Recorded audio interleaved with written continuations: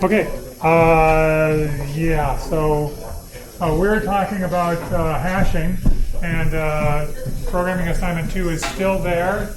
It's due November 1st. There's a midterm coming up. It's in Woodward, room 2, on November 7th in the evening. And today's plan is we're going to talk about hashing and universal hashing. But before we talk about hashing and universal hashing, we're going to do some hashing. So we're going to play a game. This game is called Petals Around the Rose. That's its name. And it involves dice, which I brought. And what you do is you roll the dice, and you look at them, and you calculate a hash function based on the dice that's there. And then this one is 4. So then you come over here and you insert 4 into this table.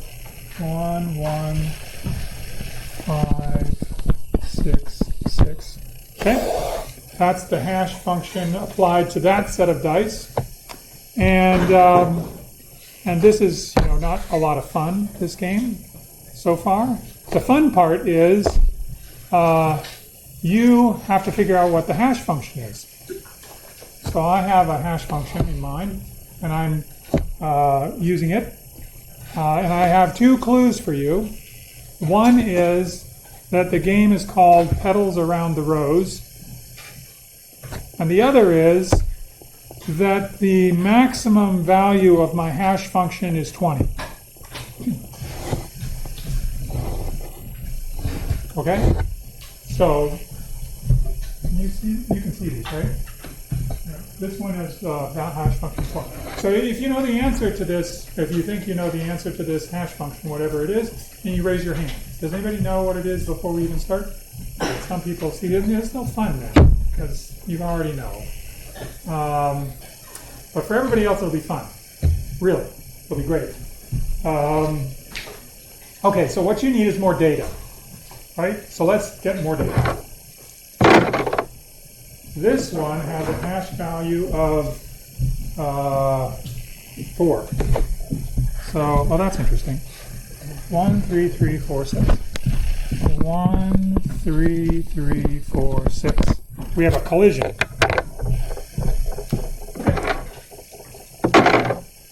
Next one is 8. 2, 3, 3, 2, 3, 3, 4, 5.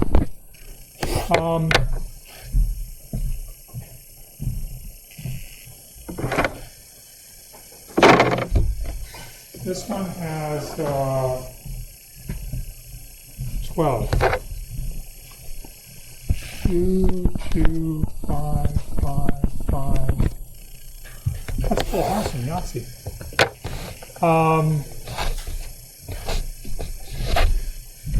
No more clues?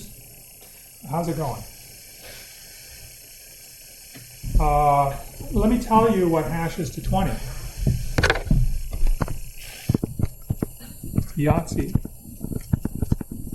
hashes to 20 with 5s. 5, 5, 5, 5, 5 hashes to 20. There's another hint, which is that the order doesn't matter. As you've been noticing, I just write them down in the order from smallest to largest. The order doesn't matter to my hash function. 5 6s. Oh, I went over 5 6s. 5 6s would hash to 0.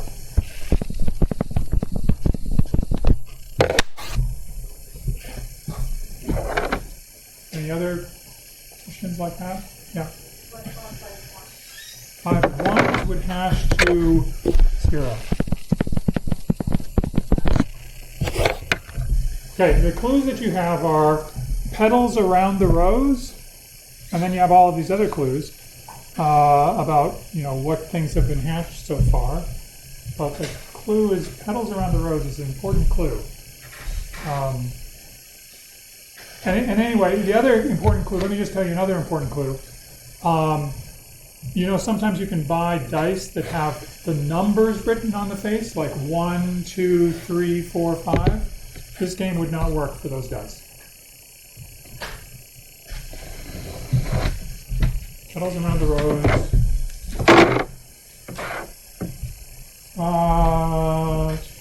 8. 2, 2, 3, 3, 5. That's an 8. People are getting it now? 5 2s. 0.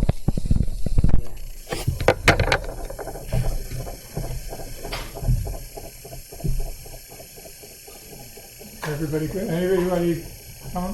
Any more? Somebody want another clue? Yeah, you can ask for a clue. 4 1s and 1 5. 4 1s and 1 5. 4 1s and 1 5. 4.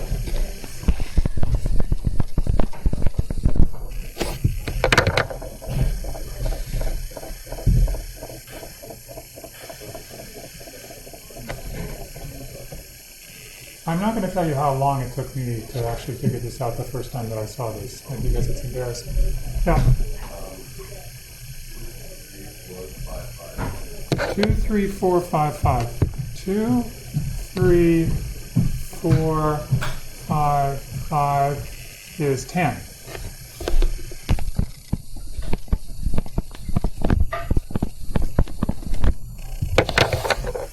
Let's see. 2, 3, 4, 5, 5 is 10.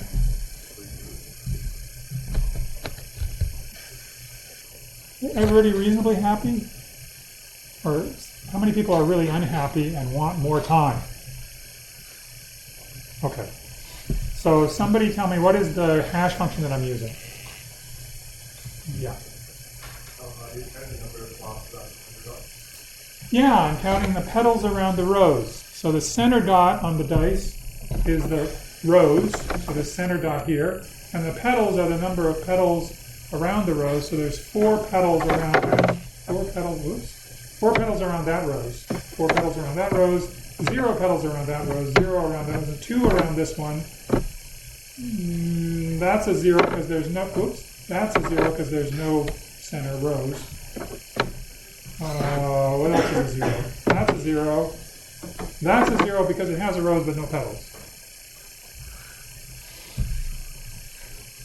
Okay? Okay. So this is fun. Now you can play this game.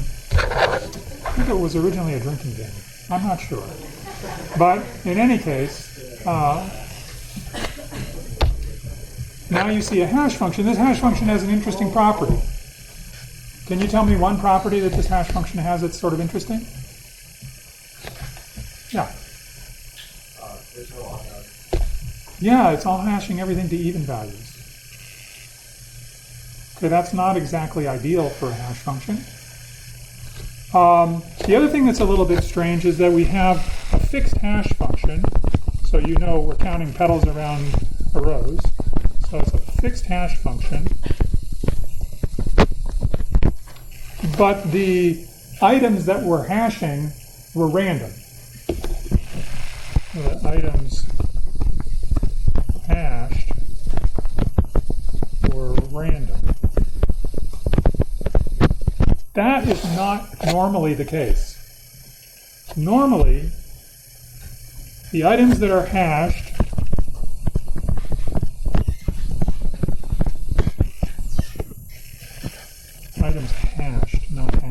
items hashed were random. The items hashed, normally, the items hashed are evilly chosen.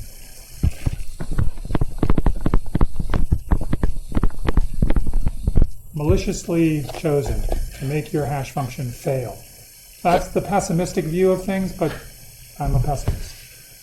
So that's one thing. And the other thing is that the technique to protect against that is to choose hash function chosen at random. That way nobody can guess what hash function you're going to use, and they can't evilly choose key values to make your hash function fail. So we're going to learn about good sets of hash functions and how to choose from them at random. But before we do that, we have to talk a little bit about randomness and about probability. We did talk about it a little bit before. Oh, by the way, does anybody have any more questions about petals around the rose? It's a fun game. So we talked a little bit about this last time. We got to the point where we were trying to analyze the probability that two of you in this class have the same birthday. In fact, there were two pairs. There were two groups, two twos that had the same birthday year, which was incredible. I wonder what the probability of that is. Maybe we should find out. But the analysis of that said that the probability was something like 365 divided by 365 times 364 divided by 364 times blah, blah, blah, blah, blah, blah. It was this big, long thing, and it was a little confusing. So I want to look at it in a different way using expectations. So the expected value of a random variable. A random variable is a number that depends on some sort of random event. Like, for example, the index that we created when we were playing the petals game, that index was a random variable dependent on the random outcomes of that. Okay? So a random, that's this index that was chosen is a random variable. We don't know what it is until we do the random thing. And then it has some sort of distribution, some sort of probability associated with it. So there's a probability, for example, that whatever index, think of x as being the index, probability that that index was some value x, and when I multiply, when I weight the values by those probabilities, I'm basically taking an average. I'm averaging the values that are coming out of that experiment, and this is giving me the average value for that experiment, averaged over the probability of the things occurring. That's what this is saying. Weight everything by the probability that occurs and take the average. If there was something that most occurred a lot, like the number 6, if we looked at this thing, it was like 8. 8 was occurring a lot, maybe. Maybe the probability of getting 8 is high. So this probability of getting 8 would be large, and maybe that would make the 8 value be a bigger contributor to the expectation than other ones. Do you get it? It's just an average, but it's a weighted average. Okay, so that's the expectation. And when I look at, for example,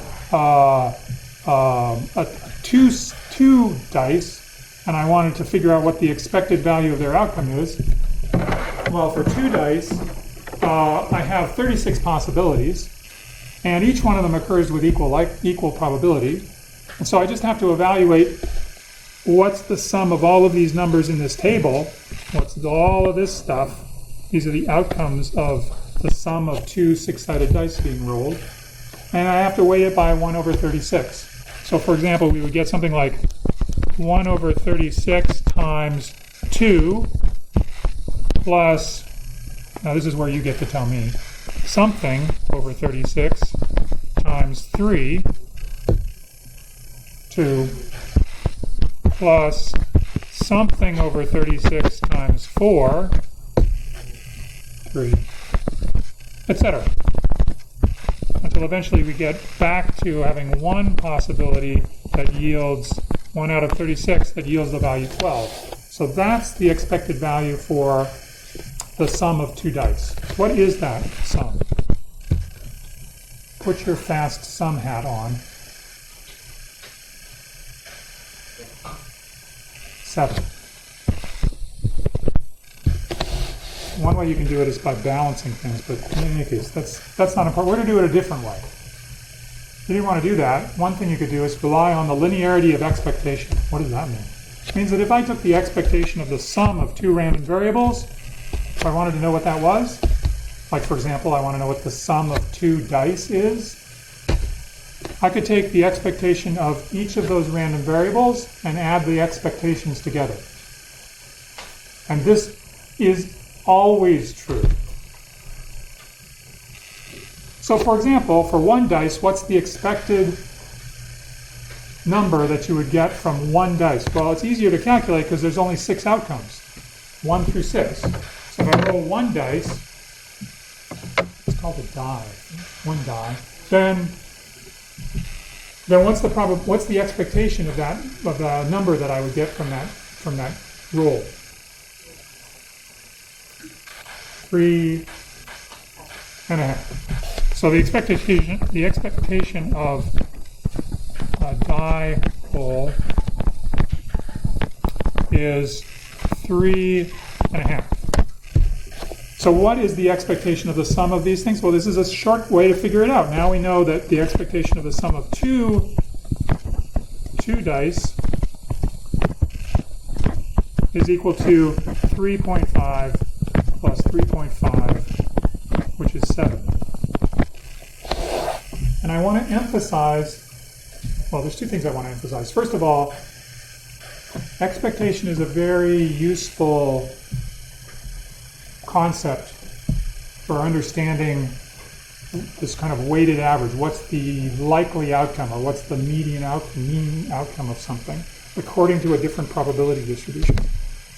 But the second thing is that this statement about expectations is true even if the two things that you're summing, the two random variables that you're summing, are not independent. So for example, suppose that I have magic dice, also known as illegal dice, such that whenever I rolled a 5 on this dice came up 5. Amazing! If I could do magic, it would be better, but I can't. And every time I rolled a 2, it came up 2. Stop there. Every time you roll 1, it comes up 1. These two dice are not independent, and yet each of the dice is if I roll it regularly, it's coming up with probability 1/6 each of the different numbers. Right? So what do you think the expected sum of my two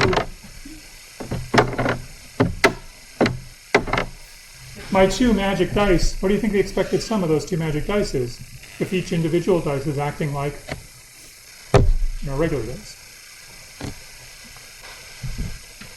It's still 7. Even though they're coupled, even though they are behaving exactly the same, I mean, you could actually do the math and figure it out, but you don't have to. You can just rely on this linearity of expectation, even if the variables are dependent, totally dependent on each other, meaning that one variable tells you what the other variable's value is. Every time I get a 5 on the x value, I get a 5 on the y value, doesn't matter. Still, linearity of expectation holds. Okay, great. Now, we don't need this anymore, so we don't need this anymore. Okay, so now I want to talk about, birthdays again. I know.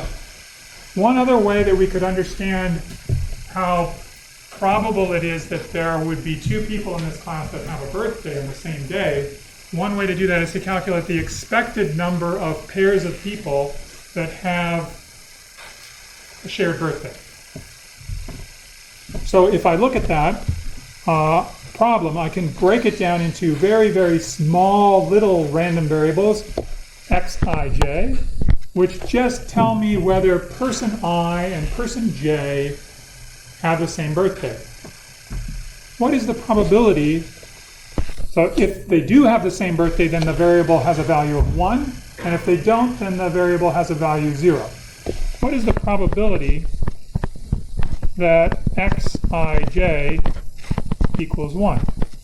Assuming that everybody is uniformly distributed among the 365 days of the year in terms of their birthday. What is this probability? Probability that two people share the same birthday. Before you answer, I have to tell you a little story, which is there is an editor of a newspaper who wrote an article about this miraculous coincidence, which was that a winning lottery number in Illinois was the same winning lottery number as the one in California.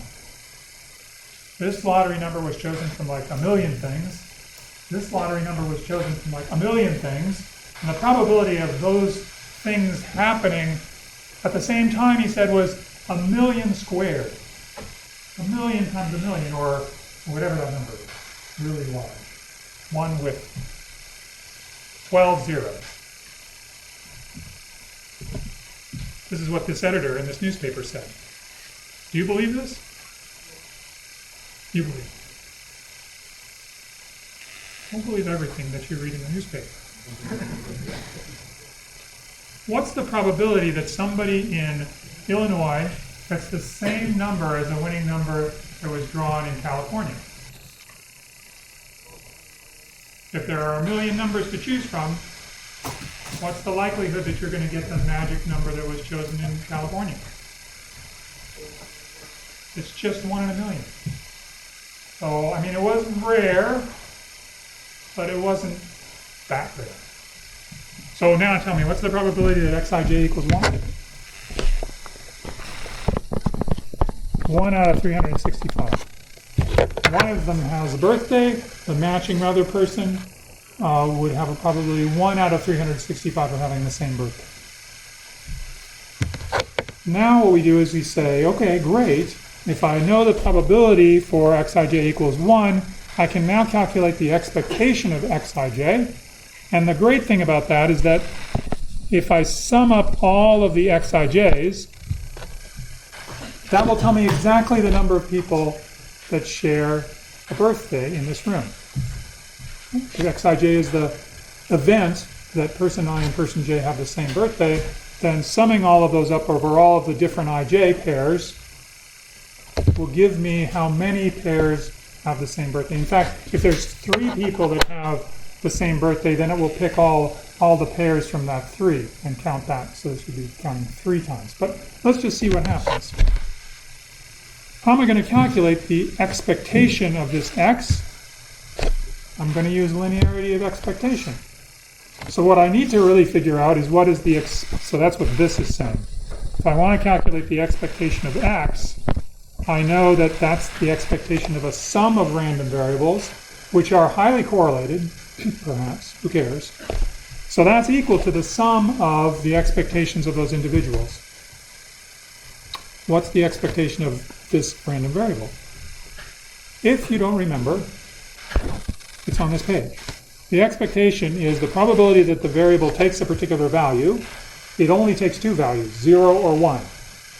If it took the value 0, then 0 times anything is 0, so we don't care about that. The other possibility is that it takes the value 1. If it takes the value 1, what probability does it take the value 1? Oh, you just told me that. It's 1 out of 365. So this expectation, 1 out of 365. Which means the summation is equal to what? If I have k people in the room, I'm looking at all of the indices such that I is less than j. How many such indices are there if I'm choosing them from k people? Well, I've got 1 and 2, and I've got 1 and 3, and 1 and 4, and 1 and 5, and 1 and 6, all the way up to k. And I've got 2 and 3, and 2 and 4, and 2 and 5, and 2 and 6, all the way up to k. And then 3, it looks like a nested for loop, right?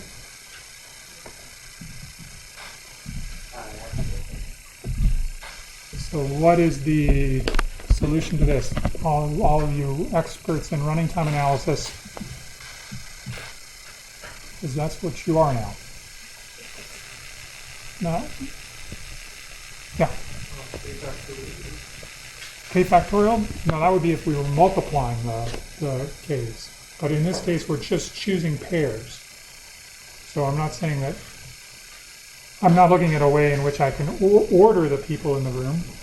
That would be sort of K factorial, different ways of ordering. But if I'm looking to pick 2 people in all possible ways from this room, I can pick one, and then there's a certain number of ways I can pick the other one. One way to think about this is I can pick one from this room, pick a person, and then I can pick k minus 1 other people to go with that person.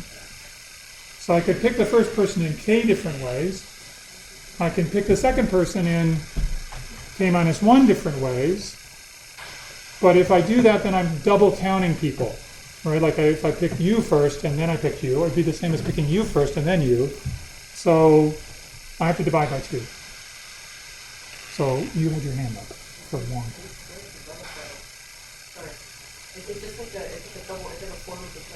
That's exactly what it is. It's a for loop. K minus 1 divided by Something like 2. Yep. K times k minus 1 over 2 times 1 over 365. In general, if we were putting people into bins instead of asking about their birthday, and there were n bins, then the same analysis says that we would expect about this many pairs of people to share a bin. For the case of the birthday problem, that value of k is about 23. So if there are 23 people in the room, there's an expectation, the expected number of pairs is at least 1. And you can see how it goes up. As k increases, I get higher and higher expectations on the number of pairs. If I had, in general, m things like a hash table that's taking m slots in my hash table, then k would have to be about square root of 2m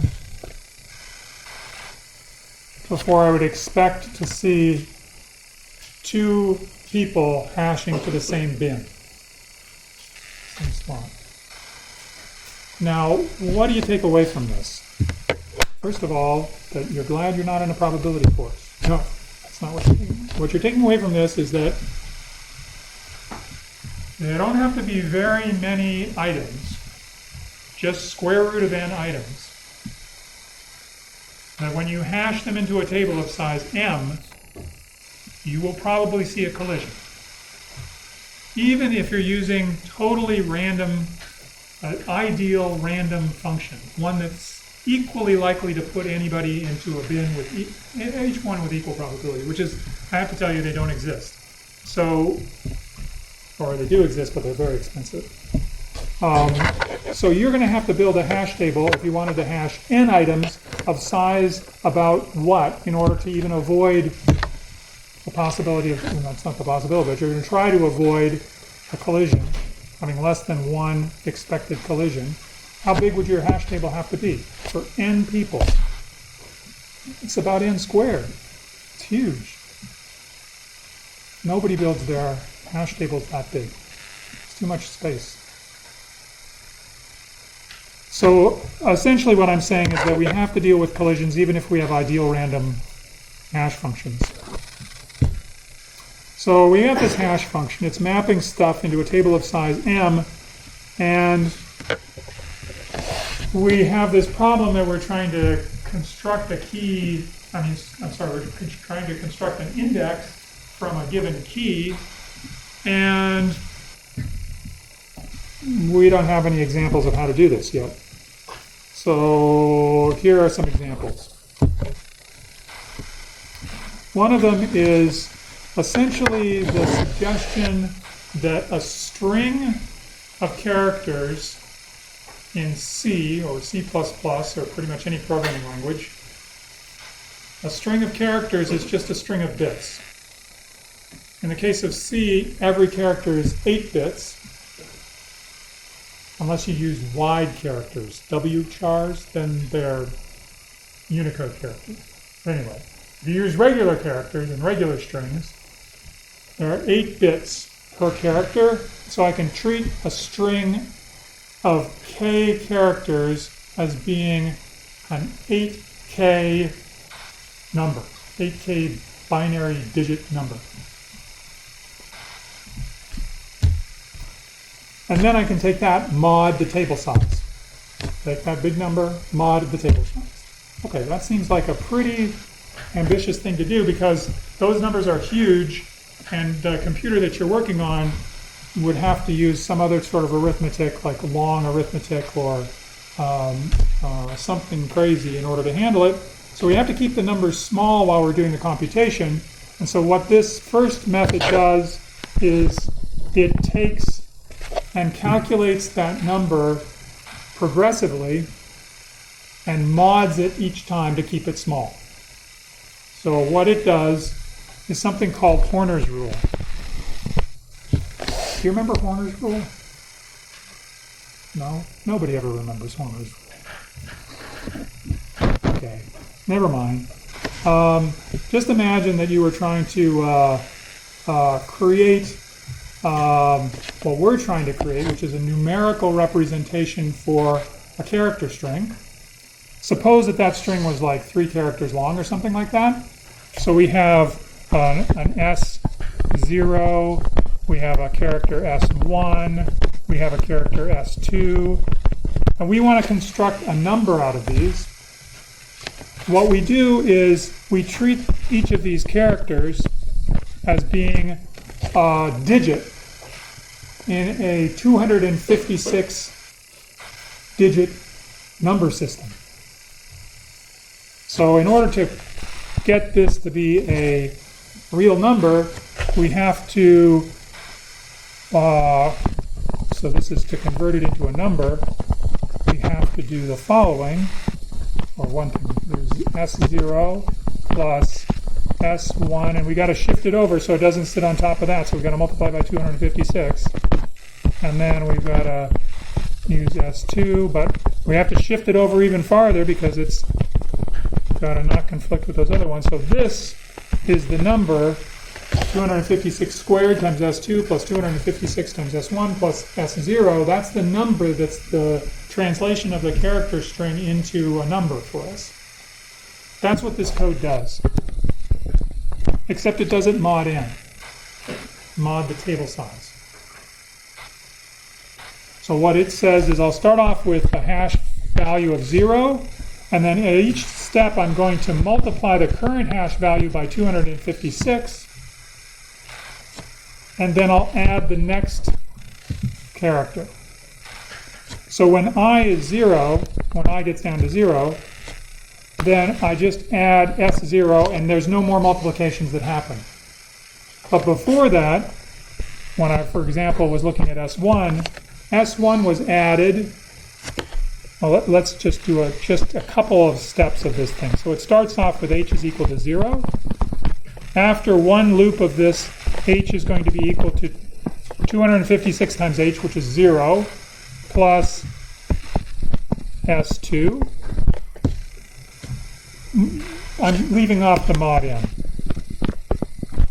Then it multiplies that by 256.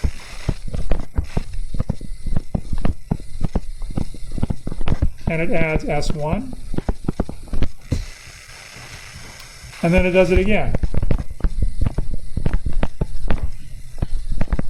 Multiplies by 256.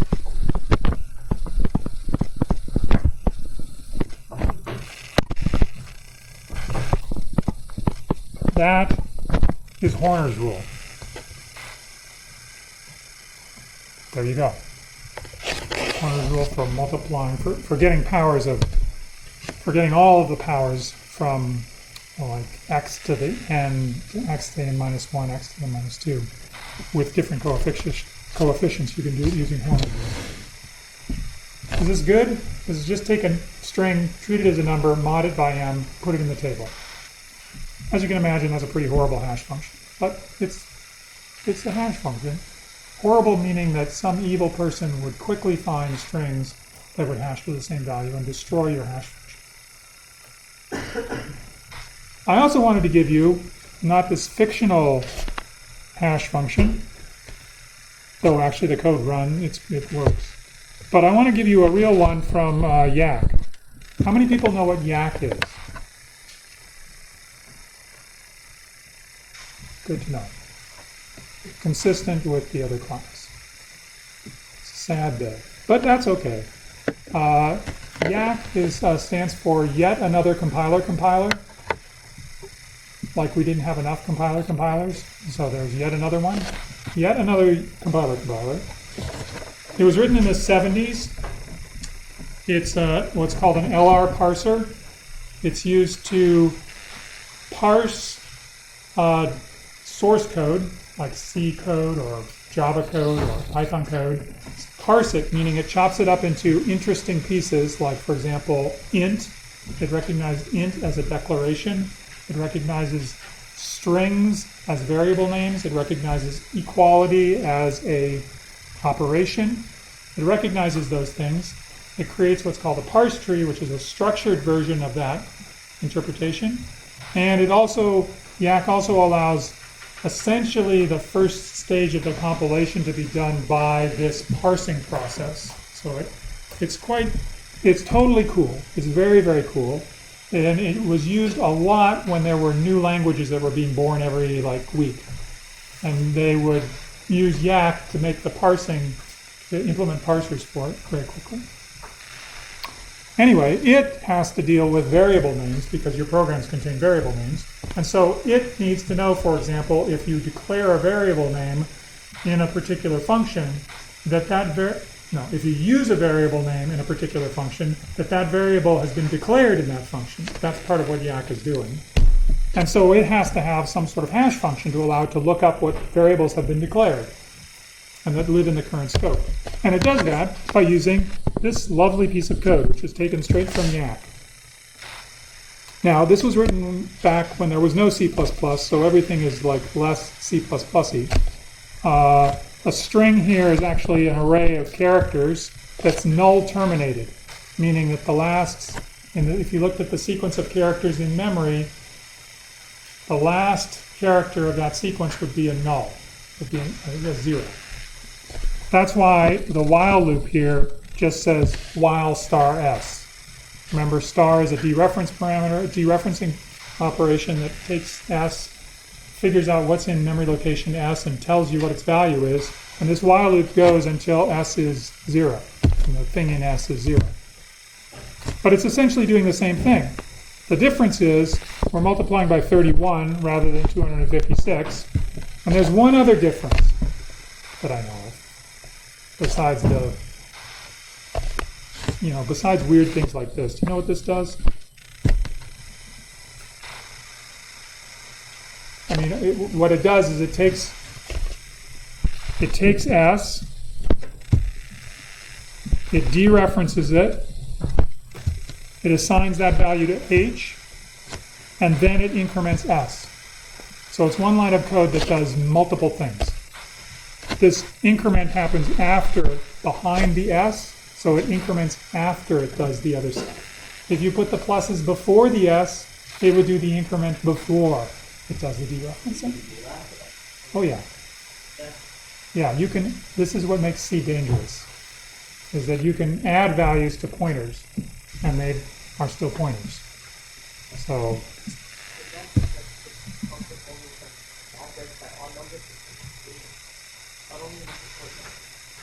okay, never mind.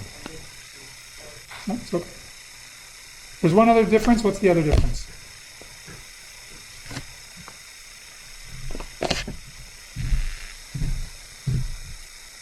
Nobody?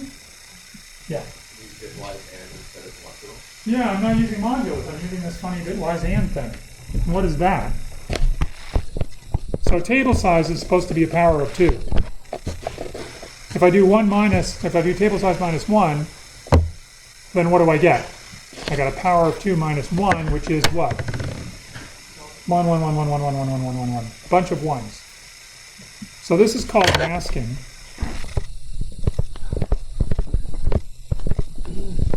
And it's masking using, in place of mod, it's masking. It's taking the low order bits, in this case the low 10 bits, and maybe 9 bits, and it's keeping only those.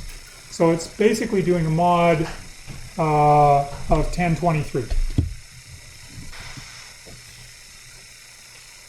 And it's fast. The reason they do it, it's fast. Faster than taking mod, because mod has to do this division. And okay, so You're thinking, oh, those are great hash functions, terrific, but they're fixed hash functions. That means they don't depend on anything. They were hard-coded in the code. They don't depend on any parameters. There's no choice of the hash function. There's just a hash function, 1.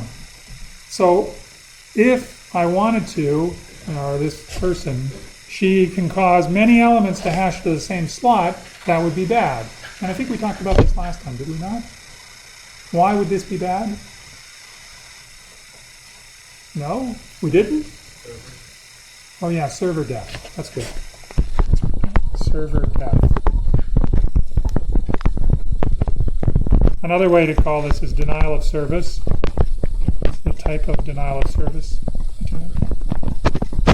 If I have a hash function that's getting hammered by keys that are all hashing to the same location, then the amount of time that it takes is basically the time that it's going to take for them to handle the collisions. So whatever collision mechanism they have is going to get really exercised. And most of these collision resolution strategies are chaining, which makes this thing operate really slowly.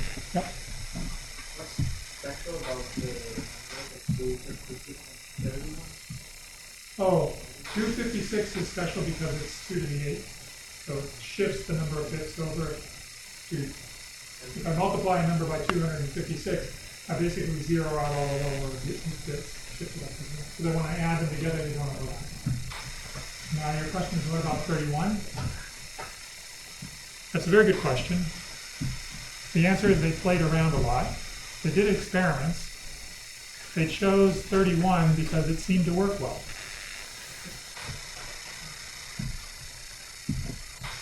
For what they were, but it's suspicious to me because it didn't take me very long to find 2 strings, which happen to be the strings capital XY and lowercase xy, which hashed the same value using Yak's hash function. So now I'm going to train you to be malicious hackers. If you had this piece of information, how would you bring Yak's hash function to its knees? How would you generate lots of different keys that would all hash to the same location?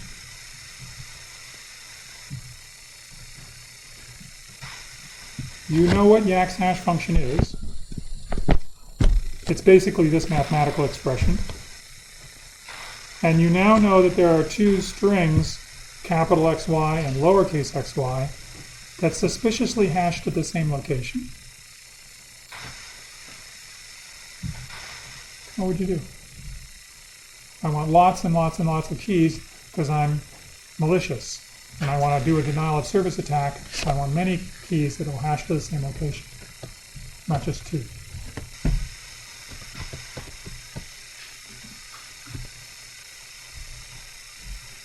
Let's just make sure we understand what we're talking about here. This is saying that the hash value for X, capital Y, is equal to 31 times the code for capital X plus the code for capital Y. And that's supposed to be equal to 31 times the code for little x plus the code for little y. I'm putting these quotes around this to interpret this as being the translation of the character to its numerical code. And now I have this is h of little x y. So how can I make more strings? Yeah. All the letters completely Okay. This is not, so the suggestion was give me any string and just I'll randomly pick characters to switch from lowercase to uppercase, and I will generate another string that is the same hash. This is not true because the only thing that I know is that XY has that property. It's not an arbitrary XY, it is the characters X and Y that have this property. So it is not true that capital A, or maybe it is, I have to check. I doubt it, but it could be.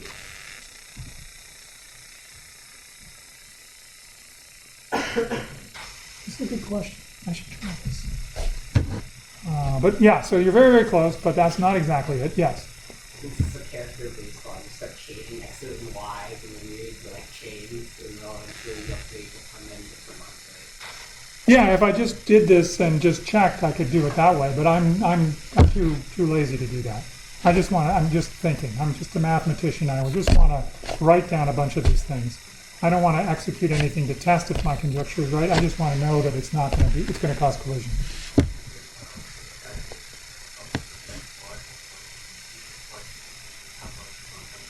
Yeah, what is the code for xy versus, for example, xy. Well, we already know that this part of the code, those parts are the same. And they are getting added to these parts of the code. But this part of the code is just what? That's some number, meaning it's 31 squared times the hash code for capital XY. Right? That's what this part of it is for. So this entire code is the hash function of xy, little xy, for this part, plus 31 squared times the hash value for that part, modulo something or other. And this one is 31 squared times the hash function for little xy, followed by the hash function for capital XY. And that happens to be, well, this is the same as this. So this is the same as this. So 31 times this is plus this is the same as 31 squared times this plus that. So, and in fact, it's true no matter how you mix things up. And I could replace any one of these. I could replace this with h of little xy. And it would still also hash to the same value as that. Or I could change this to be capital XY. And all ways of doing this, replacing in all different ways. That's I can do and change, and I won't change the hash function at all. So you can generate a lot of them. For n characters, you can get something like 2 to the n over 2. Different things that all hash at the same location. So how do you protect against this? Well, one thing you can do is use what's called a cryptographically secure hash function. What is a cryptographically secure hash function? It is a hash function, so it's taking a key and it's producing a number that has the property that if I give you the number and I give you the key, you cannot find another key that hashes to the same number. That it's computationally difficult to find another key that hashes to that same number. And that's the claim, which is for all of these secure hash functions unproven. But in any case, everybody uses these things. SHA-512, SHA-1024. This is what sort of SSH is based on, and lots of things are based on these sorts of things. And the problem with those is that they're expensive to calculate. Usually they involve multiple rounds of, crazy things like shift it this way, add 7, shift it back this way, do this, like all this crazy stuff. It has no basis in, anyway, it has basis in something. There's a huge field in cryptography that would tell that I'm, an idiot, which is probably true, but they don't have any proofs that this stuff is secure. Just isn't. I mean, it could be. So instead of doing that, which is expensive and unproven, what we will do is suggest using a new hash function for every hash table that you create. You just generate one from a large set of possible hash functions, and somebody would have to guess the hash function that you generated randomly in order to get the chance to do a denial of service attack on you. And if they do, you'll just generate another hash function, and you'll just rehash everything according to the new one, and then they'll have to guess it again. So that's the idea. So that's what we'll talk about next time, is universal hash functions.